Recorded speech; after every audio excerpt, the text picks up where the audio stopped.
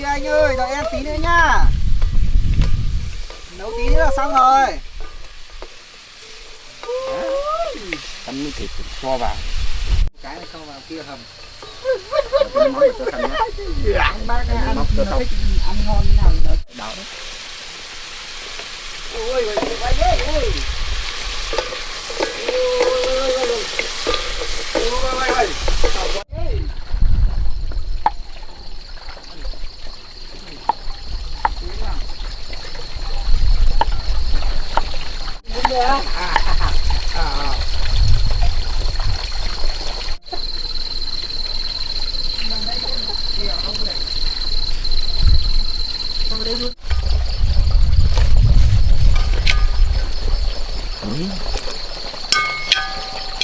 Không có mẹ để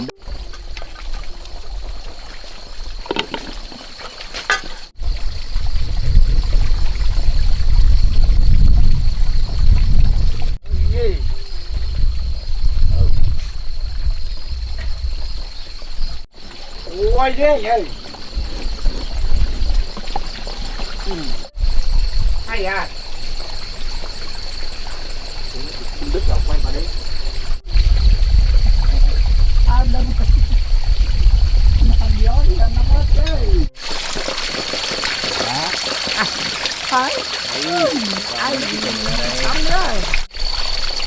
Tắm nữa, nó chảy hết rồi.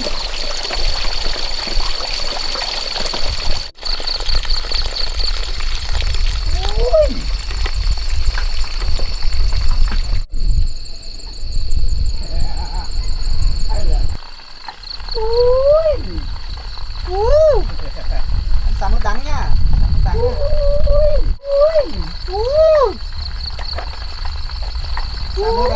Em xào nước đắng trứng nha. 5 người. Làm để cái này ra nó tái nhỉ. Bảo Hồng ấy mới đi bộ đội về mày đẹp trai thế. Ông ấy mày đi bộ đội về đẹp trai đấy.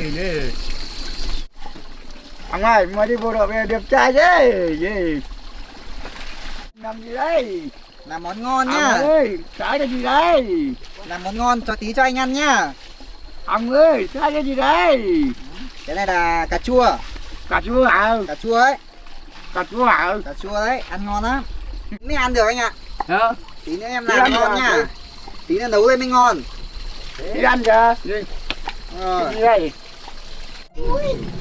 Nào con thấy cái ống phổi ở đây mà. Ở đây ông được cũng đập. Ôi, cơm này Không, người nào? Chụp cái mông. Kìa, kìa. Kìa. Cây kìa. Kìa, kìa. Kìa, kìa. Kìa, kìa. Quên. Ôi, bấm nha. Ôi, dữ. Để buộc xuống. Đó, xuống cho kia. Cho bọt muối á. Ở đây đó, cái gì để ăn cơm đấy. anh thấy thơm chưa? Thơm chưa?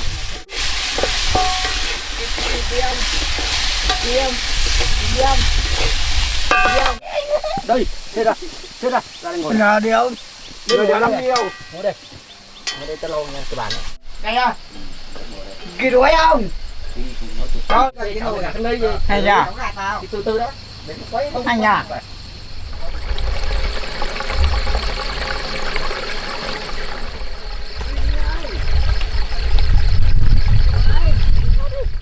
Nào đi. Nào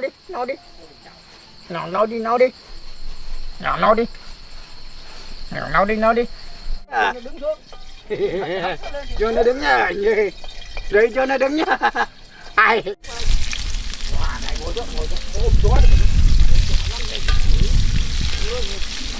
bố rửa tay cho. Ôm tay nó chó nó ngứa lắm. Đây. Đấy. Đấy rồi. Không, chó nó ngứa lắm gì. Đưa bỏ chân đi thế nào. Chân cho Bỏ chân đi thế nào. vào ăn cơm. Hai nhà kia có cái con cơm không ai nào. Ngồi đây đi đi. Theo mày. Đi đi. Thôi vào.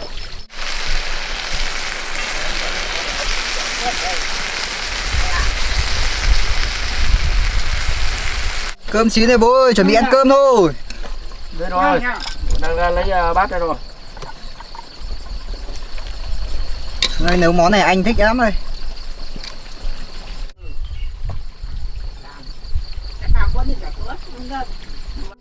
Ăn cơm thôi. Ơi, cơm đây. Đây, ba. Cơm Ngon đây. đi. Đấy.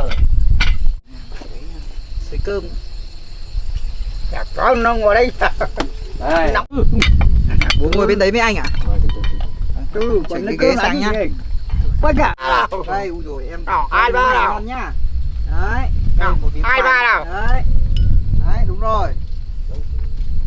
Con đang cẩn thận nhá. Ăn cẩn thận hả? Cầm tay vào đây. Cầm đây Lặng. Đấy, vậy. Đũa rồi cho vào đây. Đấy, ăn từ từ thôi. Ôi con mời. Rồi, cái. Kỳ ăn đây. Đây, ra đây ăn. Đấy, bát của Đây, Kỳ đấy. ăn. Xoay thế này. Đấy. Đấy, cho Kỳ một miếng để cho Kỳ ăn. Nào, hai ba nào. Đấy toàn miếng. Đây, Kỳ nhá. Nào, hai ba nào. Bi. Đấy, ăn cơm nhá. Ăn hết đi tí em lại gắp thêm cho. Ăn hết rồi, đi rồi mới gấp nhỉ. Đúng rồi. Em nấu ngon không? Ngon lắm. Ngon nhỉ. Này nó ngon. Em nấu ngon không anh? Ngon nhỉ. Ngon thì ăn đi. Bố ăn miếng này này. Cảm ơn. Vâng. Đây là vì đây là Đây khoai nữa bố. Ăn lớn ngon lắm. Ăn cất đi. lỗ này con hái ở vườn này là con mua ở chợ. Là con đi thu hoạch ấy, xong rồi con để một ít về để nấu ấy bố ạ. Thật nào Ngon mà rồi bố nhở? nó ngon mà nó ngọt. Vâng. Nó không như ở chợ. Anh ăn đi. Chợ nó Ngon gì. khô đỗ lắm. Miếng này nữa nhá, ngon đấy. Đỗ này. Ngon không? Đấy. Anh ăn nhiều vào. Ăn nhỉ. Ngon này bố nhở? Ngon lắm gì. Ngon anh phải ăn nhiều vào nhá. Miếng đâu ơi. Đấy. Ngon mà chắc còn hơi nóng. Nóng. Đợi tí nó nguội ăn nhá. Cứ ăn đi. Mình ở đây cứ thiết kế đẹp đẽ vào, sau này em xua quay lại là cũng bất ngờ bố. Thôi thì bố cứ trang trí vậy thôi. Cho nó đẹp thêm cảnh quất.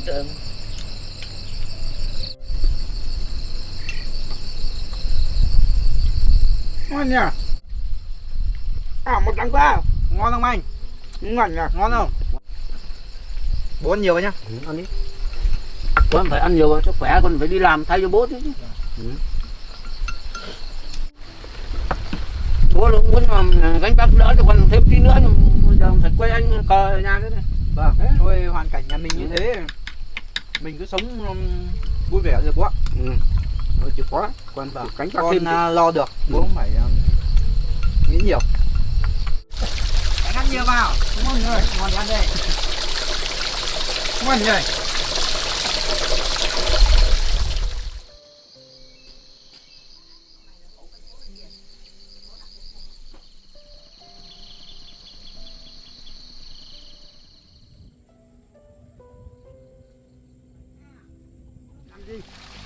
Mong để cho tay ăn đó. Tay đâu con dám ăn không? Ôi giời, nghịch thế này, ướt hết rồi, ướt hết nước rồi. Ông ơi, Ôi, để tôi thay quần áo nào. cho tay con áo đông đi. Ướt. Rồi nhà thay áo. Đâu bị chặt Quần áo rồi đấy. đây. Ô anh này nghịch nước à bố? Mình nước rồi, ướt hết rồi, mày cầm cái tao đi giặt cho tao đi. Vâng, thế để con đi giặt quần áo thay nhá. Đấy, Rồi. cái chậu trong nhà tắm thôi. Vâng, vâng. Bắt đánh con hổ ra. Đấy. Hổ đâu thôi, thôi cho. Con này bé đâu, chúng ta giặt một bàn.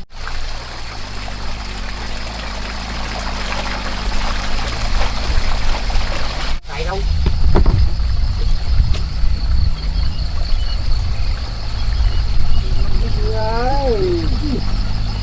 Con là cái bàn đấy. Con là cái bàn đấy. Bỏ đi đâu bàn luôn. Con là cái bàn đấy.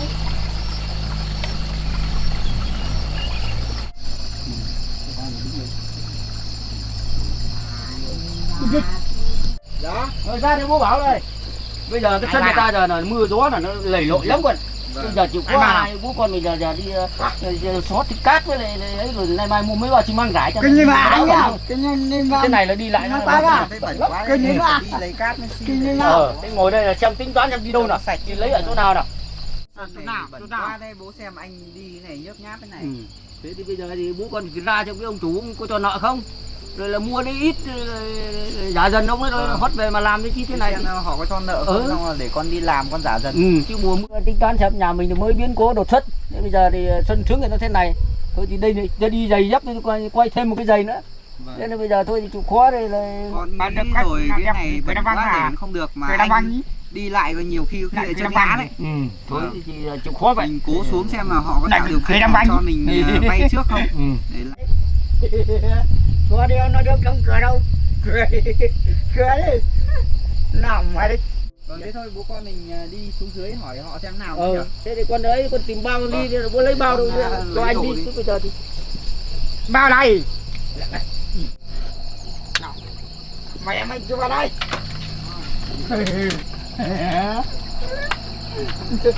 Ngươi gió cứ vào đâu. chúa kệ nó. Nó đi đâu? Đi nó theo đi đi. Nó theo đi á. Đi được. Nó theo đi á. Ngã nhá. Sợ lắm ấy. Nó có theo đi không? Không. Đấy có theo đi không? Cẩn thận nhá. Ừ. Chúa nó có theo đi không? Nào ngã đi từ từ thôi ngã. Ừ. Chúa nó có theo đi không? Chó ở nhà chứ. Chó nó đi. Đi cười. Chó sẽ đi. Không phải năm mới là mày đâu. Đi cơ thôi. Quá nha. Thế thì Mày quá thì này mà xuống một bác cho nợ mình làm được cái sân là sạch sẽ đó. Thế làm cái sân sạch sẽ. Nó có theo đi không mày đi lại. Bao nhiêu lần? Chúa nó đừng làm gì. thanh niên nó bảo vặn gọi hết. Không, để dày quá. Thế hôm nào vặt là món nó muốn nộp đâu. Không đánh đâu. Không đánh đâu.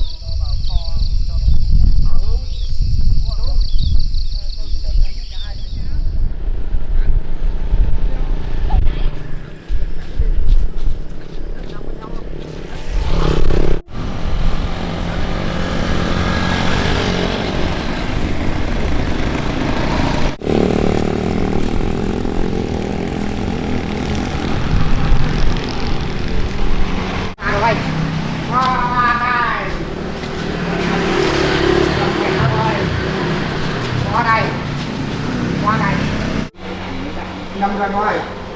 Không phải là Nó không đi năm ra ngoài. 4 khối cát mới lại 12 triệu. bây giờ gì? Cát mới xì chứ. Cát xì ạ.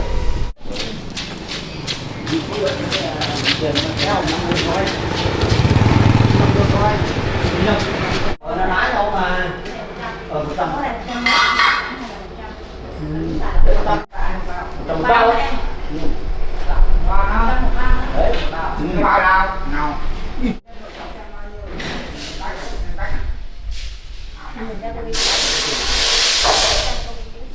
Quá họ cho mình nợ không là con cố gắng con đi làm cái tiền trả dần. Ủa nó có gì đâu. Ngoan qua đi. Thằng mang đi.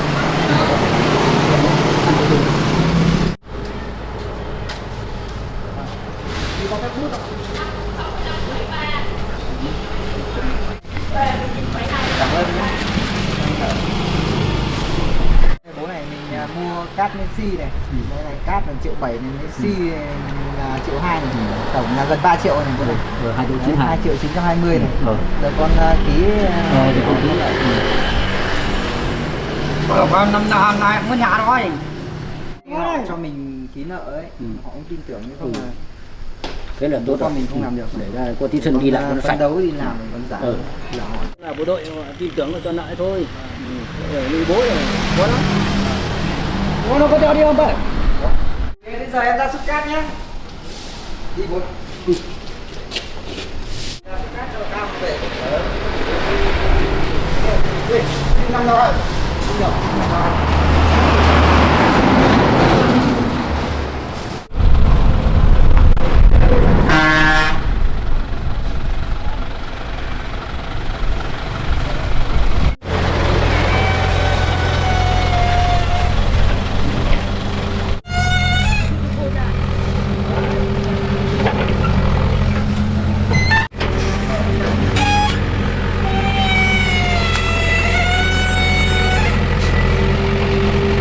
Ít mà thôi, để nó được lâu.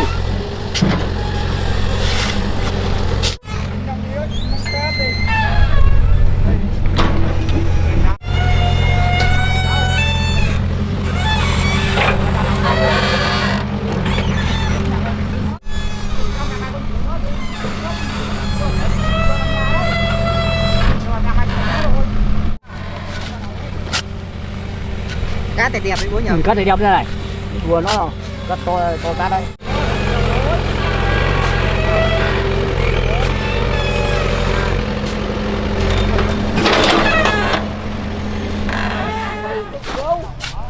Quay.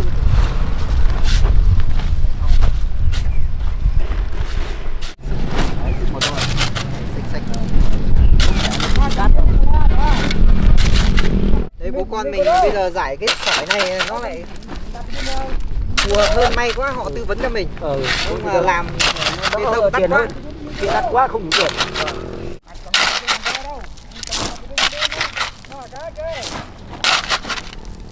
Giải được cái này nó mưa nó trắng xanh hết. Cái này thì trắng, cái này thì giải.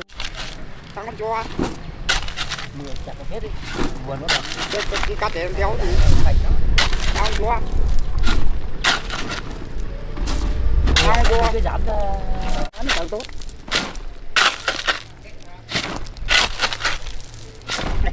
Không vào nó cam mà cá đặt này.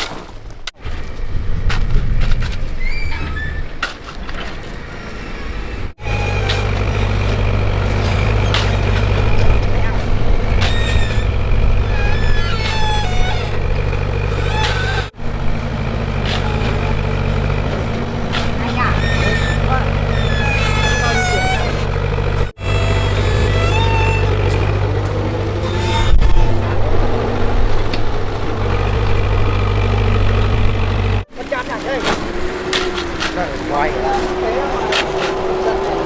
Đây mà cái vật trong lòng.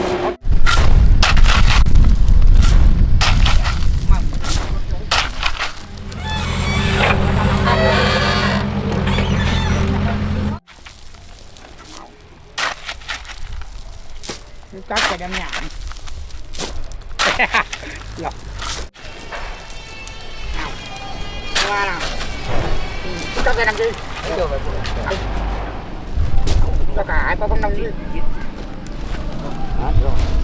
Cả con đi à? Qua là đây cho Hồng về rồi là làm thêm rồi không về. Ai? Còn Hồng về đây. Làm nữa.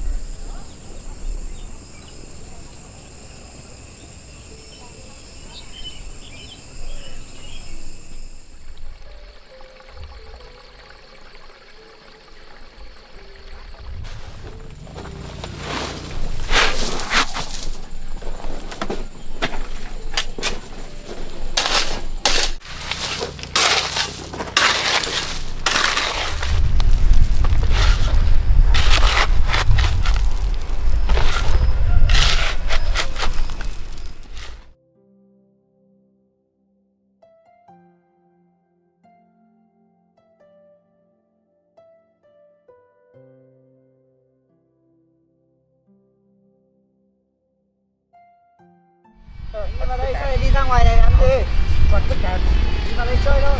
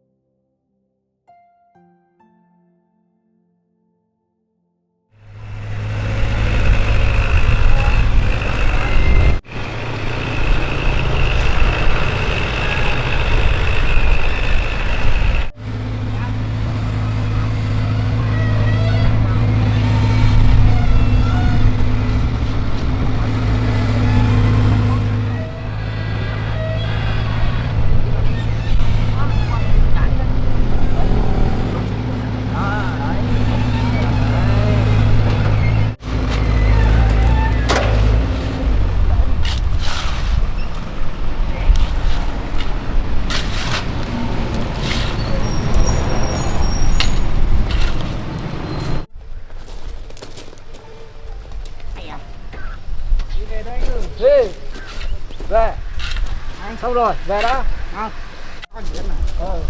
Về đó. Có cho nó có thế. Ủa? Dạ, chiếc.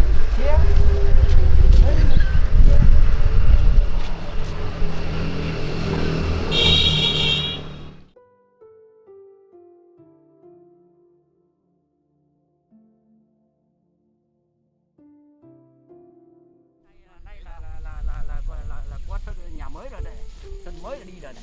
Thế cái gì? Mai không sợ nhát nhát. Mai thì đi là không. Đấy mày Sân mới rồi. Qua sân mới này rồi. Không, đây là mai ngày kia là có sân mới rồi. Không sợ nhát nhát nữa rồi. Thế may quá rồi. Sắp có sân mới rồi. Sắp có sân mới đi rồi. Sạch sẽ rồi. Đi. Cầm nước muối đây. Cầm vào. Đấy. Ôi nhân năm chứ. Đấy. Kéo. Đây đây, đấy, kia kìa. Sắp có sân mới rồi. Ơi, mới rồi. Có sân mới rồi, ác chả. Chưa có sân mới rồi, ác chả. Có sân mới rồi chứ. Đổ ra làm gì? Đổ xuống đi. Đổ xuống đi. Nặng ấy. Đổ xuống. Đấy, hay quá. Mai là có sân. Cái này là thoải mái thôi. Cắt quá. Đấy. Phúc rồi đi à. Đấy, Làm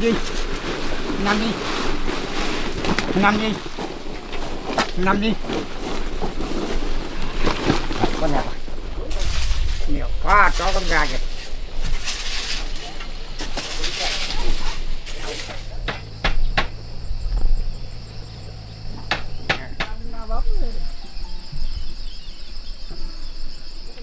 Làm gì? Vứt ra ngõ, còn làm gì? Vứt ra ngoài làm gì? Để đi. Cho chứ không? Không đi qua.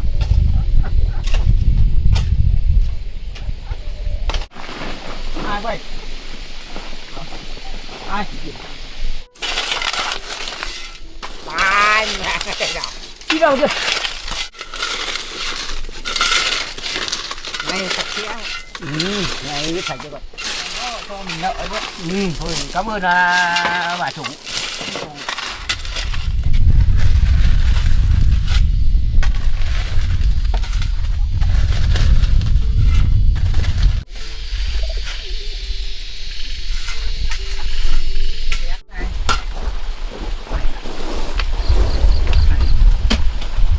Đơn giản. Cái này dày lắm. Gà đánh chị.